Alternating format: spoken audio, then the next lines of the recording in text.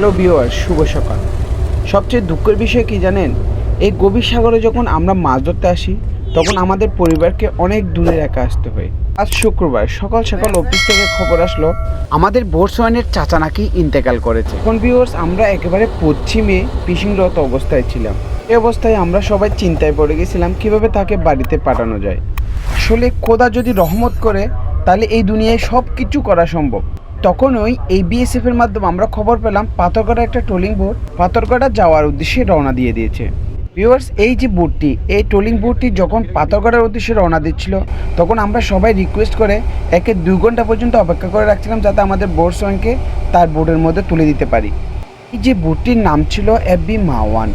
এই মাওয়ান বোটের মাঝি ছিলেন আব্দুর রহমান ভাই, যার মহানুভবতায় আমাদের জাহাজের বোট সঙ্গে তার বোটের মধ্যে দিতে পারলাম। আসলে সাগরের মধ্যে এই বোট বলেন, এই জাহাজ বলেন, সবাই কিন্তু আমরা বিপদ আপদে একই পরিবার। যেহেতু আমরা সবাই একই পেশায় জড়িত, চট্টগ্রাম বা লেন থেকে অনেক দূরে মাছ ধরতে চলে আসি, এই হিসেবে পরিবারের কোনো সমস্যা হলে কিন্তু আমরা তাড়াহুড়ো করে পরিবারের কাছে যেতে পারি না।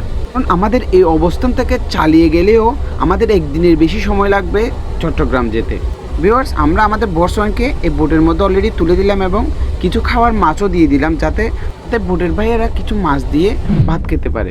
এই অতই সাগরে প্রতিটা সময় আমরা সবাই কিন্তু পরিবারের জন্য লড়াই করে যাচ্ছি। এছাড়া এই অতই সাগরে আমরা মাছ আরোহণ করি বলে ভিন্ন ভিন্ন প্রজাতির মাছ দিয়ে দুমুঠো ভাত খেতে পারছেন, এটা কিন্তু স্বীকার করতেই হবে। ভিউয়ার্স, এক নজরে এই ট্রলি বোটকে দেখুন। এই ট্রলিং বোট কিন্তু বাংলাদেশে সম্পূর্ণ নতুনভাবে তৈরি করা হয়েছে। আগে কিন্তু এইরকম ট্রলিং বোট বাংলাদেশে ছিল না। আপনারা কি জানেন ভারতে আমাদের বাংলাদেশের মতো এই অত্যাধুনিক প্রযুক্তির ফিশিং জাহাজগুলো নেই?